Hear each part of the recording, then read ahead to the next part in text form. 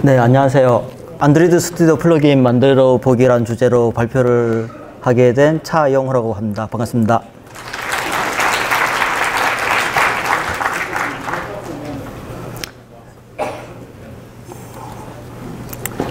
예, 간단하게 제 소개를 하자면, 예전에는 그놈이라는 그 오픈소스 데스크탑 소프트웨어의 한국어 번역을 취미삼아 좀 하다가 회사에 취직을 하게 됐습니다. 그러면서 파이썬 기반의 그 인베디드 기기의 OS를 만드는 작업을 한동안 하다가 그 아이폰이랑 안드로이드가 오면서 망해버렸고요. 그래서 휴대폰은 이제 더 이상 돈 못 벌겠구나 싶어가지고 최근에는 안드로이드를 차량에 올리는 작업을 하고 있습니다. 예, 저 같은 경우에는 이제 여러분들 대부분이 아마 앱 개발자 분들이 있을 텐데, 저는 앱보다는 이제 OS 쪽을 주로 많이 수정하는 작업을 하고 있거든요. 그래서 저에게는 이제 어떤 좀 소망이 하나 있었어. 이게는 아마 아시겠지만 디즈니의 예전에 그 라푼젤이라는 애니메이션에서 그 I've Got a Dream이라는 제목으로 노래를 부르는 장면이 있었습니다. 이것처럼 뭔가 조그마한 소망이 있었는데, 바로 이런 IDE 환경을 한번 써보고 싶은 거였어요. 여러분들 좀 의아하게 생각하시겠지만 저는 이걸 못 씁니다. 왜냐면은 OS 개발할 때 저희는 어떤 식으로 작업을 하냐면은, 예, 참 이렇게 밥 먹고 살기가 힘들어요. 대부분 이런 터미널 환경에서 이제 한 땀 한 땀 그 키보드를 쳐가면서 이렇게 작업을 하게 됩니다. 지금 얘 같은 경우에는 맨 처음에 OS 빌드할 때 맨 처음에 뜨는 화면이에요. 이런 터미널에서 커맨드 라인 하나를 쳐야 되는데, 사실 이 커맨드 라인이 그렇게 여러분이 생각하는 것처럼 그렇게 힘들진 않습니다. 사실 구글에서 이런 식으로 자주 사용하는 작업에 대해 가지고 스크립트를 다 만들어 놨어요. 이런 식으로 간단하게 뭐 함수나 클래스 찾을 때 보통 이제 커맨드 라인에서 그랩이라는 커맨드를 사용하는데, 소스 종류별로 예를 들자면은 뭐 C 코드라든지 자바 코드, 아니면 뭐 안드로이드 리소스 코드, 아니면 뭐 안드로이드 매니페스트, 아니면은 빌드할 때 사용하는 메이크 파일 같은 종류별로 이 그래핑을 하는 스크립트가 다 따로 있어요. 아니면은 이제 특정 소스가 존재하는 디렉토리로 바로 가고 싶으면 이제 goDI라는 스크립트를 이용해 가지고 바로바로 이동이 가능하고요. 문제는 이제 안드로이드 소스 코드가 덩치가 워낙 커가지고 이런 스크립트의 도움을 받아도 가끔씩 작업하기 힘든 케이스가 상당히 많거든요. 특히 이제 대규모로 뭐 리팩토링을 한다든지 할 때는 정말 머리가 아픕니다. 이럴 때는 참 IDE 같은 환경이 있으면 참 좋은데, 이거를 이제 안드로이드 스튜디오 같은 데서는 제대로 지원을 못하고 있습니다.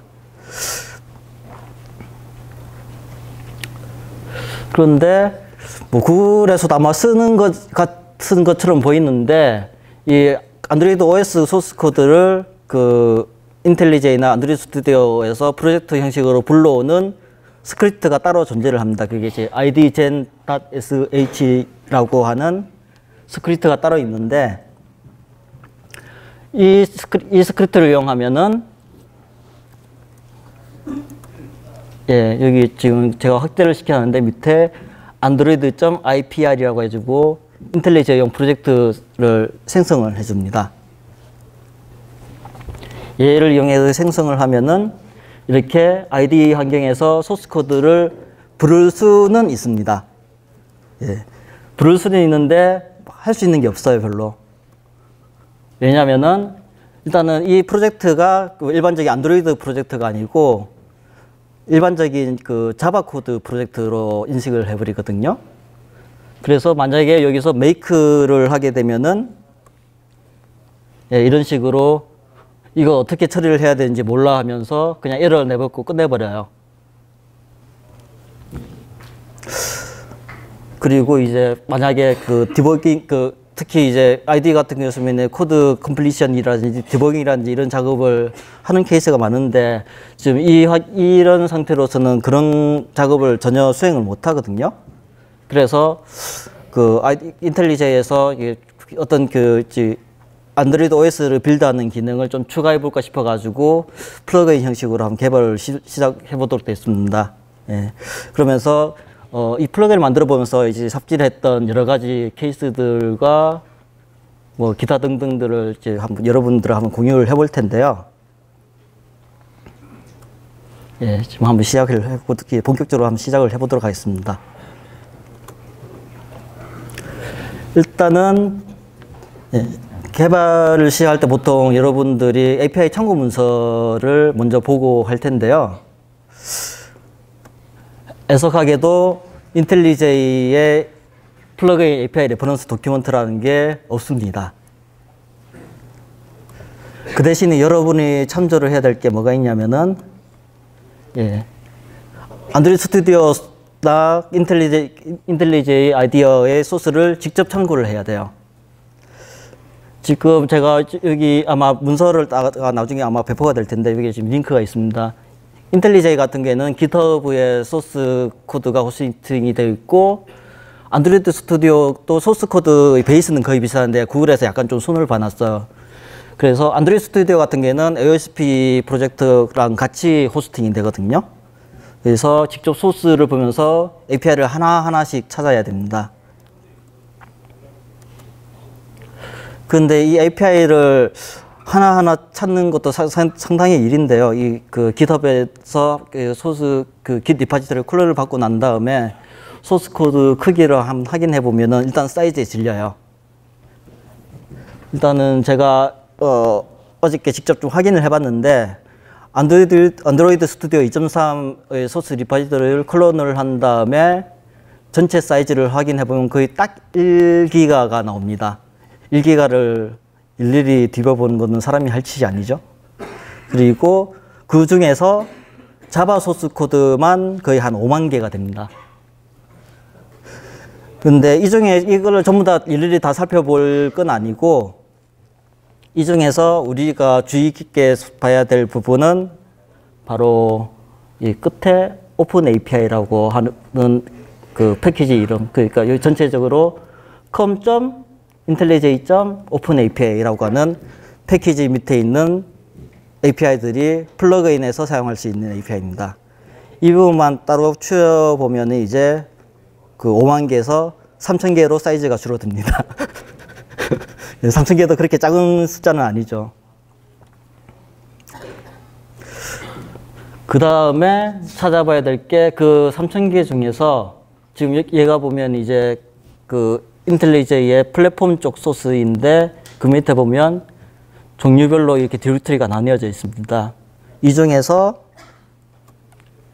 끝에 API라고 되어 있는 부분이 실제로 개발할 때 사용할 수 있는 그 인터페이스들이 있다고 생각하시면 됩니다.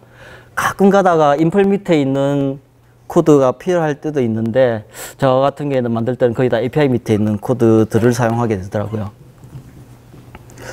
이렇게 줄이면은 아까 전에 3,000개에서 이제 1,200개로 줄어듭니다.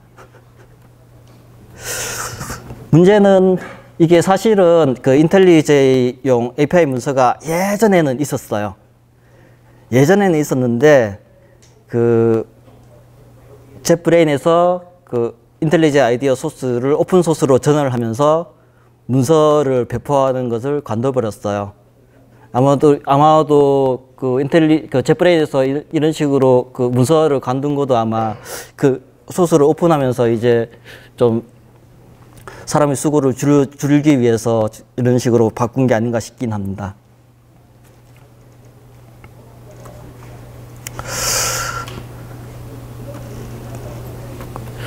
그리고 이제 뭐 일단은 이런 식으로 API를 참조를 시작하면 될 것 같고요. 이제부터 본격적으로 개발에 뛰어보도록 하겠습니다. 지금 얘 같은 경우에는 그 인텔리제이 API 말고 그냥 킥 가이드라고 해가지고 그 플러그인 만들기 시작할 때 어떤 식으로 시작하는지 하는 가이드 문서가 있긴 해요. 가이드 문서 맨 앞에 보면은 인텔리제이에서 뭐 플러그인 프로젝트 이런 식으로 만들면 된다라고 소개가 되어 있는데 저 이러다가 피해를 많이 받습니다.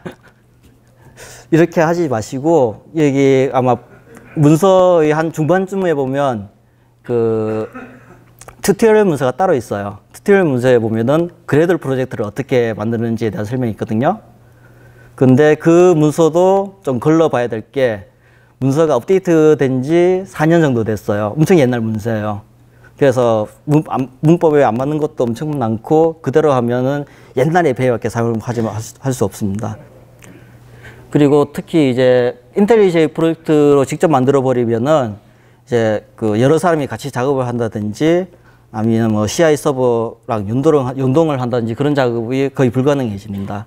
그래서 개인적으로는 그래들로 붙여서 시작하는 것을 추천을 하고요.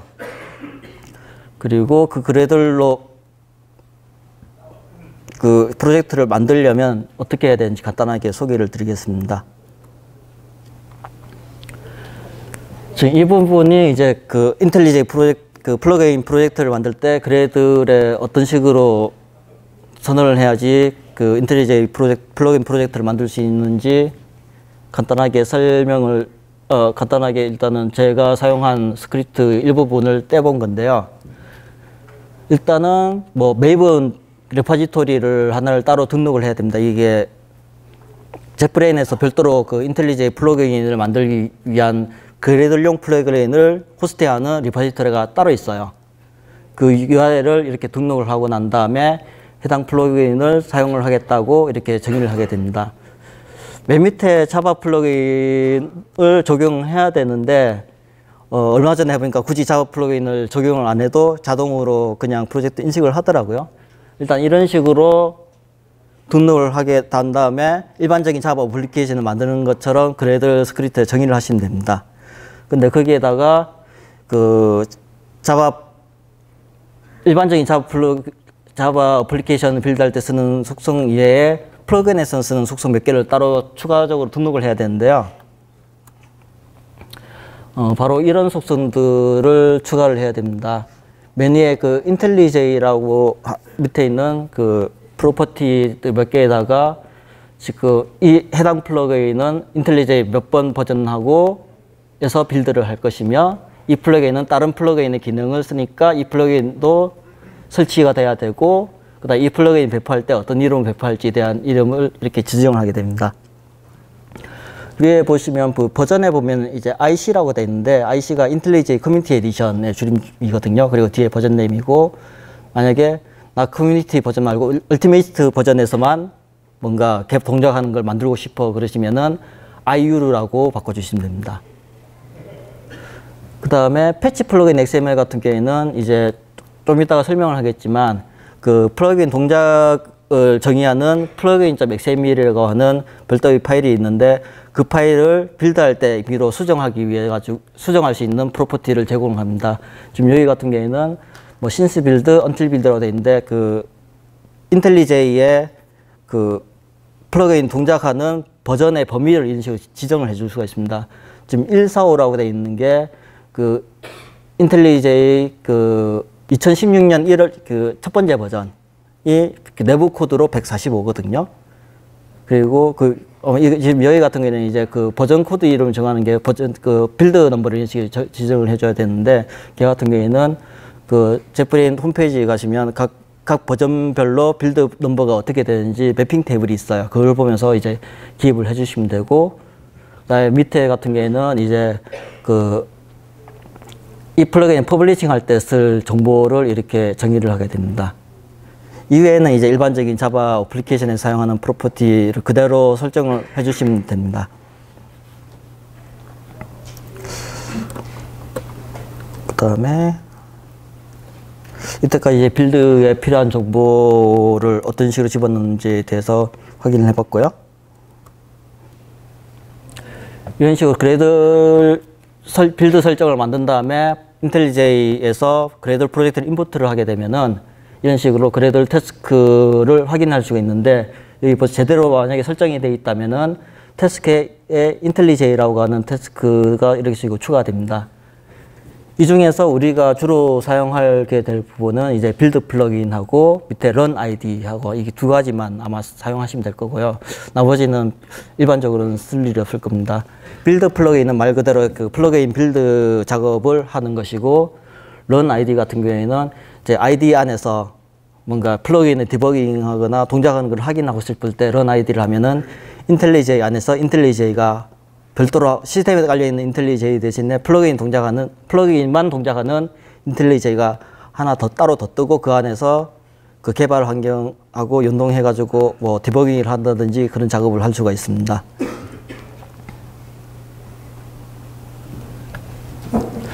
자, 이제 여기서부터는 아까 잠시 언급을 했던 그 plugin.xml이라는 파일에 대해서 설명을 드릴 텐데요. 이 plugin XML에는 이제 해당 플러그인이 동작하는 여러 가지 속성들이나 뭐 값 같은 걸 정의하게 되는데, 이 파일 같은 경우에는 이제 옆에 보시다시피 리소스로 등록을 하고, 그 리소스 안에서 그 메타 inf라는 디렉토리 밑에다가 그 작성을 해주시면 됩니다. ID 같은 경우에는 이제 이 해당 어플리케이션, 그 플러그인의 그 ID 임의로 지정을 하시면 됩니다. 그 플러그인 안에, 코드 안에 있는 패키지 네임하고 전혀 상관이 없고요. 자기가 원하는 이름을 이렇게 정하시면 되고, 그 다음에 네임 같은 경우에는 이제 플러그인 설치할 때 사용자가 확인할 수 있는 플러그인 이름이 됩니다. 그리고 버전 같은 경우에는 지금 제가 임의로 지금 999라고 적어놨는데, 얘 같은 경우에는 만약 그레이들 프로젝트로 만들었을 때는 이제 그레이들 스크립트에서 작성할 때 버전 프로퍼티를 지정을 하게 되면 그 버전 프로퍼티로 오버라이드가 되게 됩니다. 그래서 이 부분 같은 경우는 그냥 저 같은 경우 임의로 이렇게 추가를 해놨고요. 그 다음에 그 플러그인 제작자의 정보를 이렇게 추가를 하면 됩니다. 그리고 디스크립션하고 체인지 노트 같은 경우는 이 플러그인의 설명들을 추가를 하게 되는데, 여기에다가 그 해당 그 태그 안에다가 그 c데이터 형식으로 정보를 집어넣게 되면은 그 플러그인 설치할 때 그 플러그인 옆에 그 보면 여러 가지 설명이라든지 체인지 로그 같은 게 옆에 같이 나타나잖아요. 거기에 표시할 내용을 여기 안에 집어넣습니다. 저 같은 경우에는 여기다가 집어넣을 내용을 변경하기가 귀찮아가지고 그냥 그 GitHub URL 링크를 그냥 던져놨어요. 그렇게 하던 게 사실 관리하기 편하더라고요. 그 다음에 아이디어 버전 같은 경우에는 이 플러그인 동작할 수 있는 버전 범위를 지정을 하는데, 아까 전에 그 그레이더 스크립트에서 만약에 설정을 하게 되면은 그 부분도 여기서 오버라이딩이 되게 됩니다. 그 맨 밑에는 이제 디펜즈라고 하는 태그 같은 경우에는 이 플러그인이 인텔리제이 보면은 그 제프레인에서 나오는 제품군들이 엄청 많잖아요. 보면 뭐 대표적인 게 그 인텔리제이 아이디어도 있고, 뭐 그다음에 안드로이드 스튜디오, 뭐 시라이온, 뭐 PHP 스톰 그런 식으로 쭉 있는데, 해당 제품군의 네임스페이스를 여기 지정을 하게 되면은 그 다른 제품에서 동작을 안 하고 해당 제품에서만 지금 동작을 하게 됩니다. 지금 저 같은 경우에는 그 인텔리제이 아이디어하고 안드로이드 스튜디오에서만 동작을 하기 위해 가지고 이런 식으로 해당 제품의 네임스페이스를 이렇게 지정을 해놨습니다. 그 다음으로 작성을 해야 될 게 이제 플러그인의 어떤 식으로 동작을 하게 될지 지정을 하게 돼야 되는데, 보통 C나 자바 같은 경우는 이제 프로그램이 맨 처음에 런타임에서 메인이라는 함수나 메소드를 찾은 다음에 거기서 이제 원하는 동작을 수행하게 되는데, 플러그인 같은 경우에는 이미 그 인텔리제이에서 메인을 동작을 시키면서 뭔가 이것저것 다 돌아가게 돼 있는 상태에서 뭔가 기능을 추가를 하게 되는 형식으로 됩니다. 그래서 우리 지금 플러그인 같은 경우에는 그 메인 함수를 작성을 할 게 아니고 그 인텔리제이에서 제공하는 각종 시장 위치에 대한 메소드를 지금 구현을 해야 되는데, 그 구현할 수 있는 그 위치가 지금 이렇게 대충 살펴보니까 이 정도가 있더라고요. 지금 액션 스타일 같은 경우에는 이제 메뉴의 아이템을 선택을 한다든지 아니면은 툴바에 뭐 아이콘을 누른다든지 할 때 특정 동작을 하게 하는 플러그인을 만들 때를 이런 식으로 액션 스타일로 하게 되고, 그다음에 액션 대신에 뭔가 그 인텔리제이 아이디가 동작을 할 때 뭔가 항상 동작하는 그런 스타일로 만들고 싶을 때는 이제 플러그인 컴포넌트 형식으로 작성을 해야 됩니다. 컴포넌트인데 지금 이렇게 세 가지가 있는데 이 부분에 대해서 이제 좀 이따가 이제 자세하게 설명을 해드려 보겠습니다. 일단 지금 여러 가지 경우에는 이제 메뉴 아이템에다가 뭔가 기능을 추가할 때 그 아까 전에 플러그인 XML에다가 이런 식으로 정의를 추가를 해야 되는데요. 지금 여기 같은 경우에는 제가 빌드 메뉴에다가 그 make라는 아이템이랑 mm이라는 아이템 두 가지를 지금 추가를 하기 위해 가지고 이렇게 정의를 해놨습니다. 이런 식으로 추가를 하게 되면은 빌드 메뉴에 보면 안드로이드 mm하고 안드로이드 make라고 하는 아이템이 새로 추가가 됩니다. 그리고 여기에 그 액션즈 밑에 보면은 뭐 id라든지 뭐 텍스트 같은 경우는 그 메뉴 이름이 되고 클래스 같은 경우는 이 항목이 눌러질 때 수행될 그 클래스 이름 같은 것들을 이렇게 정의를 하게 됩니다. 그리고 임의로 단축키 같은 것도 여기서 추가를 해줄 수가 있고요. 그리고 그룹 아이디 같은 걸 이용해 가지고 이 메뉴 항목이 어느 메뉴 그룹에 속할지 정의를 하게 됩니다. 그런 다음에 그 해당 메뉴를 동작할 수 있는 코드를 이렇게 작성을 해야 되는데 지금 저 같은 경우에는 이제 그 해당 메뉴 아이템을 실행할 클래스 같은 경우에는 인텔리제에서 제가 하는 onAction이라고 하는 클래스를 상속을 받아서 그 액션 퍼폼드라는 메소드를 구현을 해줘야 됩니다. 그러면은 메뉴가 눌러질 때 이 메소드가 불러져 가지고 특정 동작을 수행할 수 있게 됩니다. 지금 저 같은 경우에는 이제 뭐 툴바라는 서비스의 인스턴스를 얻어온 다음에 이 인스턴스에서 특정 동작을 하도록 지금 해놨는데 이 부분은 아마 좀 이따가 다시 한번 말씀을 드리게 될 거고요. 그 다음에 플러그인에서 제가 이제 컴포넌트 리스트를 이런 식으로 정의를 하게 되는데 저 같은 경우에는 이제 프로젝트 모니터라고 하는 프로젝트 컴포넌트를 하나를 추가를 해놨습니다.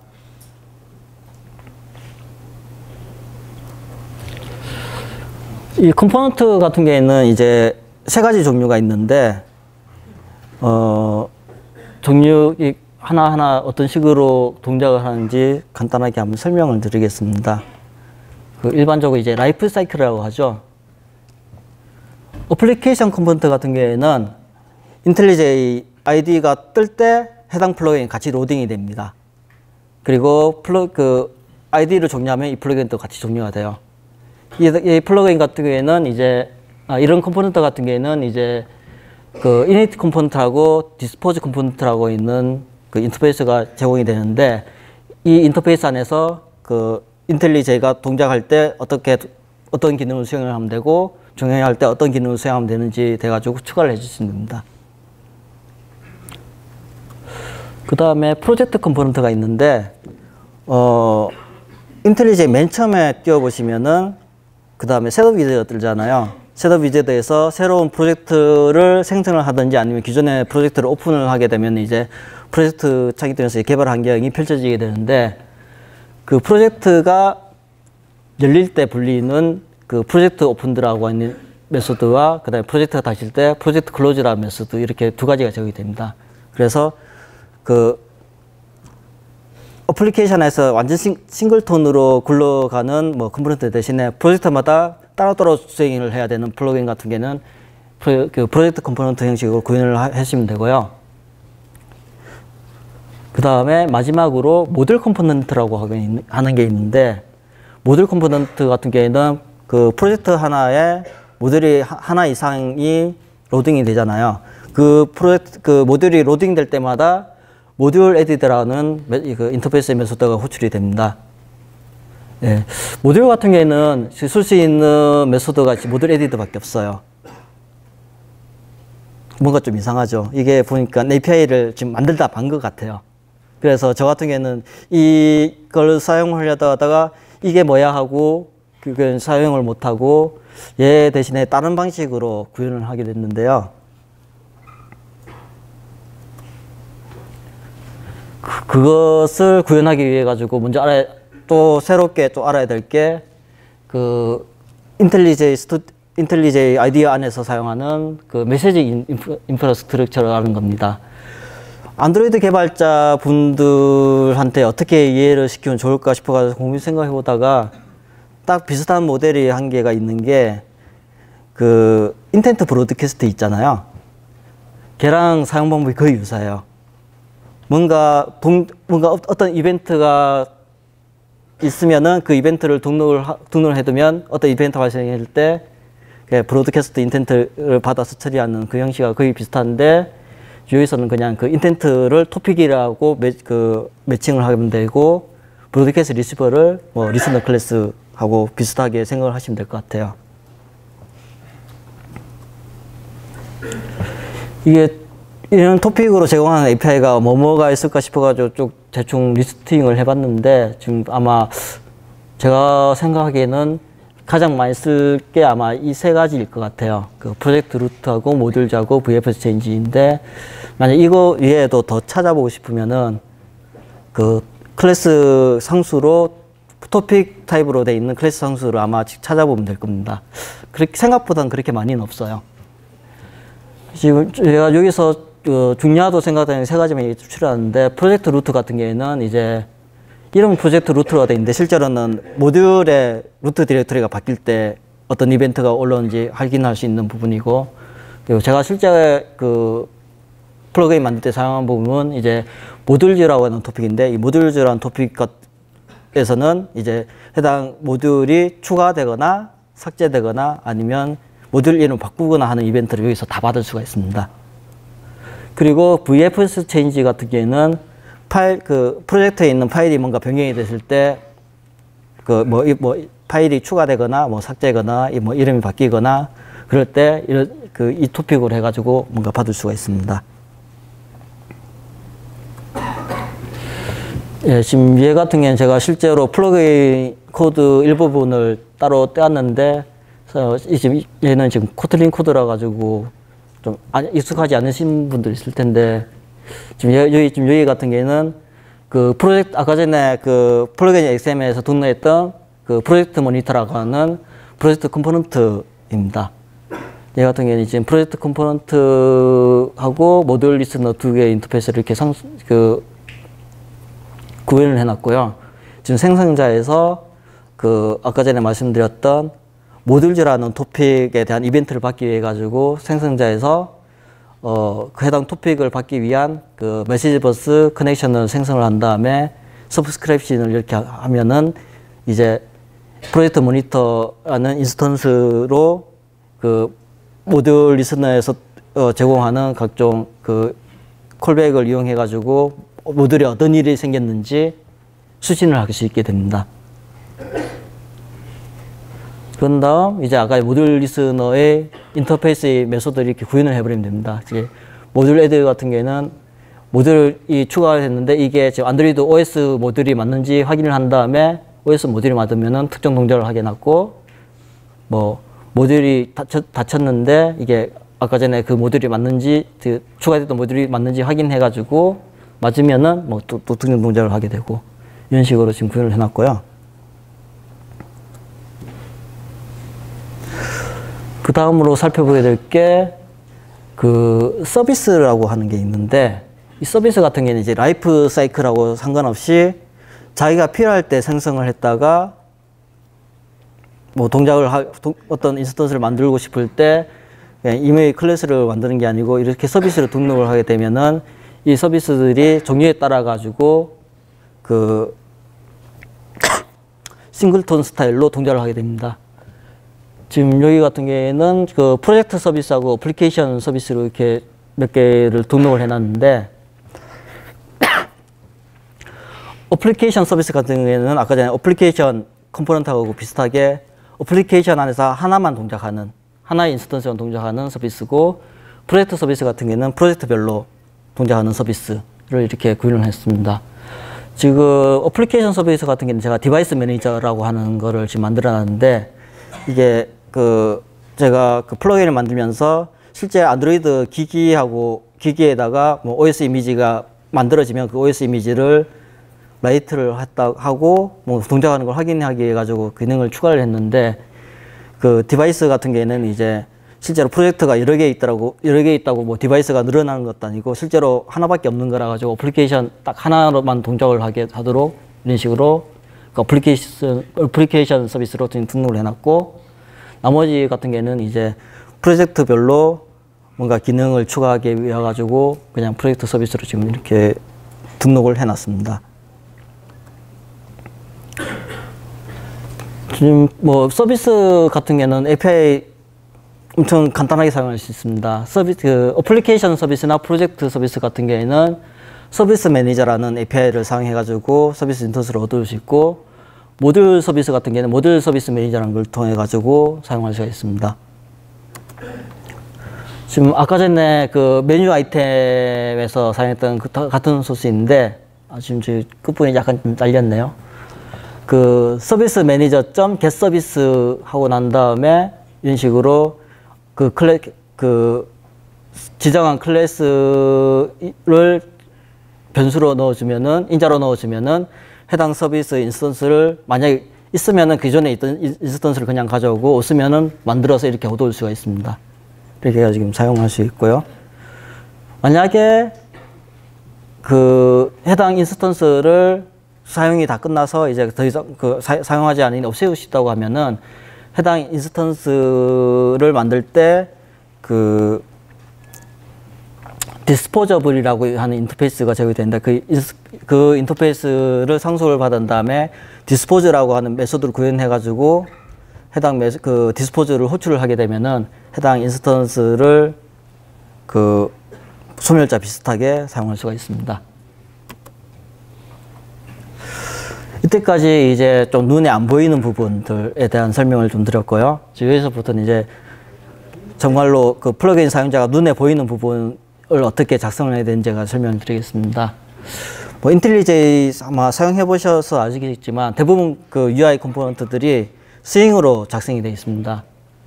스윙으로 작성이 되어 있고, 그 부분에서 스윙을 아무렇게나 쓰면 되는 게 아니고, 그 인텔리제이 아이디어나 안드로이드 스튜디오에서는 이제 몇 가지 스타일로 그 UI를 표시할 수 있는 방법이 제공이 되는데, 뭐 팝업 창이라든지 그 노티피케이션, 그리고 이제 툴 윈도우 이 정도, 이렇게 세 가지 방법으로 제공이 되는데, 여기서 이제 전부 다 다루긴 좀 힘들 것 같고, 툴 윈도우를 어떻게 생성하는지 간단히 좀 살펴보고, 그 다음에 코드 안에서 이제 직접 그 스윙 컴포넌트를 하나하나씩 조립하는 거는 사실 좀 사용하기, 나중에 UI 같은 변경하기도 좀 귀찮은 일도 많고 사용하기도 불편하잖아요. 그래서 인텔리제에서 이제 GI 빌더라고 하는 그 안드로이드에서 생각하시면 이제 레이아웃 리소스하고 유사한 형식으로 제공을 하는 게 있습니다. 얘를 사용하면 이제 UI를 아주 편하게 만들 수가 있거든요. 이 부분에 대해서 한번 살펴보겠습니다. 자, 지금 이 화면은 이제 인텔리제 안에서 GI 빌더를 열었을 때 수정하는 화면인데, 지금 보시면은 그 코트린 코드하고 자바 코드하고 이렇게 섞여 있고, 밑에 보면은 그 안드로이드 빌더 폼이라고 디렉토리 비슷하게 있는데, 얘는 디렉토리가 아니고 밑에 있는 그 GI 빌더에서 사용하는 폼 파일하고 실제 자바 코드하고를 그룹핑을 해 놓은 겁니다. 그룹핑을 해가지고 이런 식으로 또 하나의 트리 뎁스를 더 추가하게 되고요. 그 다음에 지금 옆에 보시면은 그 실제 GI 디자이너 가지고 이런 식으로 UI를 수정을 할 수가 있고, 그 다음에 그 컴포넌트 트리가 되어 있는데, 여기 보시면 이제 각 그 GI 컴포넌트, 그 스윙 컴포넌트하고 실제 클래스하고 어떤 식으로 바인딩이 되는지 살펴볼 수가 있는데, 지금 중간 아래쪽에 보시면은 바인드 투 클래스라고 하는 프로퍼티가 있고, 위에 밸류가 있는데, 이 밸류에 보시면은 실제로 이 GI 폼이 어떤 클래스하고 바인딩이 될지 지정이 할 수가 있고요. 그 다음에 그 빌드 폼 안에 있는 각종 이제 스윙 컴포넌트, 각각 스윙 컴포넌트에 대해 가지고 이 클래스의 어떤 멤버하고 바인딩이 되는지 지정할 수가 있습니다. 지금 폼에서 이제 제일 최상위에 있는 스윙 컴포넌트가 이제 J 패널이고, 그 J 패널을 이제 그 안드로이드 빌더 폼이라고 하는 클래스의 M 안드로이드 빌더 컴포넌트라고 하는 멤버 바인딩을 시켜놨습니다. 그래서 나중에 이제 그 플러그인 안에서는 해당 변수를 이용해가지고 스윙 컴포넌트에 접근을 할 수가 있습니다. 이런 식으로 해가지고 UI를 대충 만들고 난 다음에 만들면 되는데, 지금 여기 같은 경우에 지금 소스 코드가 두 개가 나 있는데, 지금 위쪽에 있는 거는 제가 실제로 제가 작성한 부분이고, 아래쪽 같은 경우에는 그 안드로이드 인텔리제에서 플러그인을 컴파일을 하고 난 다음에 그 바이트 코드를 역컴파일을 한 겁니다. 역컴파일 하면 보면은 분명히 제가 소스 코드에는 추가를 하지 않은 부분이 이렇게 끼워져 있습니다. 지금 여기 같은 경우에는 그 인텔리제이에서 빌드할 때 임의로 이런 식으로 메소드를 호출을 하도록 그 클래스 파일을 수정을 해버리더라고요. 이 부분 때문에 제가 약간 좀 애를 먹었었는데, 지금 앞에 잠시 보셨겠지만 제가 처음에는 얘를 이제 자바 코드로 작성했다 나중에 코틀린으로 다 바꿔버렸는데, 이게 자바 코드만 이런 식으로 그 코드를 바이트 코드를 직접 수정을 해주긴 하는데, 코틀린으로 만든 소스 코드 같은 경우는 바이트 코드를 수정을 못 하더라고요. 문제는 이 코드 안에서 실제로 그 스윙 컴포넌트를 초기화하는 부분이 다 포함이 되어 있는데, 이게 안 불려져 가지고 UI 동작을 전혀 못 하게 됐어요. 그래서 혹시라도 이제 그 GUI 부분을 코틀린으로 작성을 하고 싶다고 하면은 코틀린으로 직접 작성하시지 마시고, 바인딩 하는 부분을 간단하게 자바로 작성을 하신 다음에 그 실제로 동작하는 뭐 로직 부분은 해당 그 클래스를 다시 상속을 받은 다음에 상속받은 데서 조작을 해주시면 좀 편하게 작업할 수 있을 겁니다. 그 다음에 이렇게 작성한 이제 스윙 컴포넌트를 그 툴 윈도우에다가 이제 적용을 해야 되는데, 지금 아까 전에 그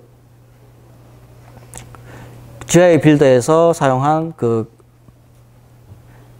바인딩한 그 멤버 값을 이제 컨텐트라는 걸 이용해 가지고 래핑을 한번 해준 다음에 툴 윈도우를 만들어서 붙여주면 이제 툴 윈도우가 플러그인을 통해 가지고 화면에 나타나게 됩니다. 그리고 지금 여기서 아마 그 툴 윈도우를 만들 때 좀 주의를 해야 되는 게, 그 레지스터 툴 윈도우 맨 끝에 있는 그 추루라고 세팅을 했던 게 있는데, 이게 추루가 세팅이 안 되고 이게 막 생략을 하거나 폴스를 하게 되면은 프로젝트 인덱싱이 끝나기 전에 툴 윈도우가 생성이 안 돼요. 이게 지금 프로젝트 로딩이 되기 전에도 동작을 할 수 있게, 동작할지 말지 여부를 지정할 수 있는 인자거든요. 만약에 이 플러그인 기능이 꼭 그 프로젝트 로딩이 끝나야지 뭔가 해야 된다고 싶으면은 이제 이걸 생략하면 되는데, 프로젝트 로딩 상태하고 상관없이 뭔가 동작해도 상관이 없다 싶으면 끝에다가 추루라고 세팅을 하시면 됩니다. 그리고 뭐 기본 그 툴 윈도우 위치 같은 거를 이제 뭐 이렇게 세팅을 할 수도 있고요. 이렇게 툴 윈도우 설정이 끝나고 난 다음에 이제 이런 식으로 테스트로 한번 이렇게 수행을 하게 되면은 이제 맨 오른쪽에 이렇게 제가 작성한 툴 윈도우가 이렇게 그 동작을 하는 것을 확인을 해볼 수가 있습니다.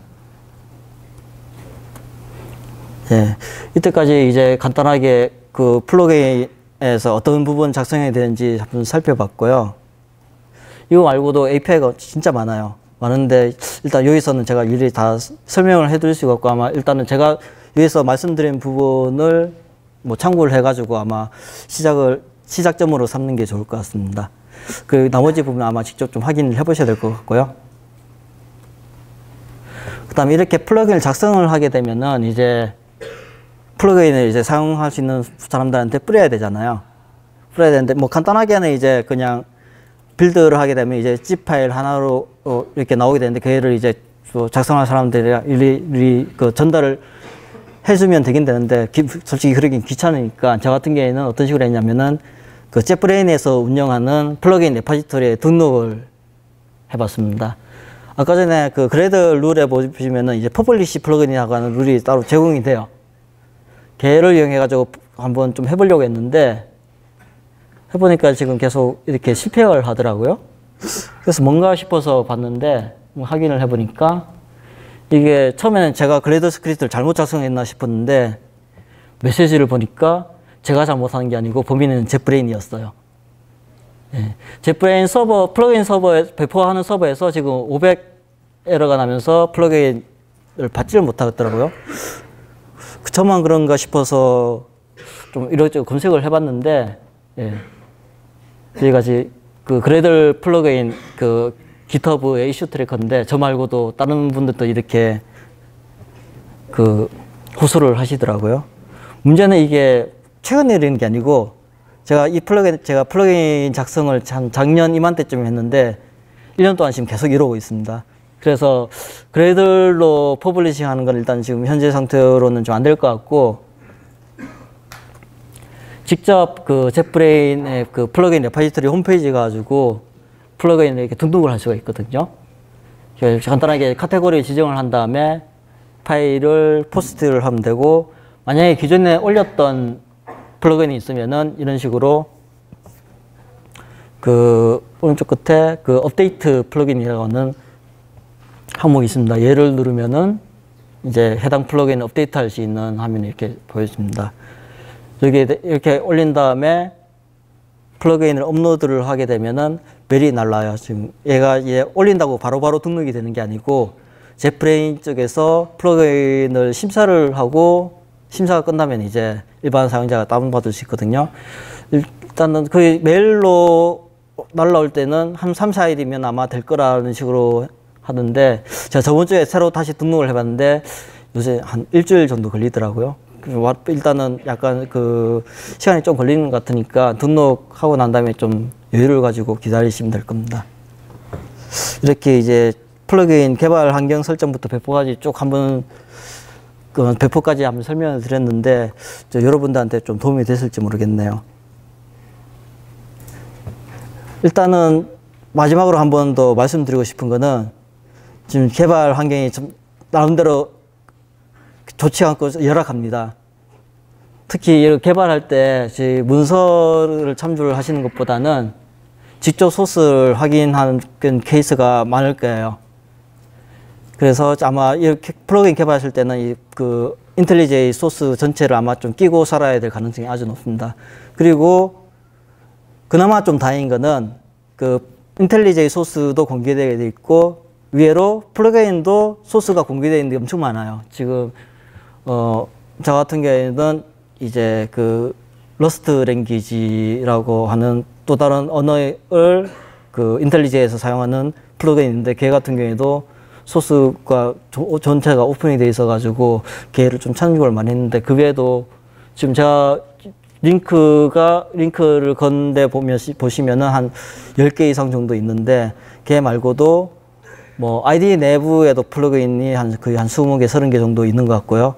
그런 것들 보면서 차근차근히 아마 학습을 해 나가야 게 좋을 것 같습니다. 일단 제가 준비한 부분은 여기까지고요. 뭐 궁금한 점이 있으신 분은 한번 좀 말씀해 주시면 뭐 제가 설명드릴 수 있으면 설명해 드리겠습니다. Q&A 시간이 없어요? 아, Q&A 시간 없어요?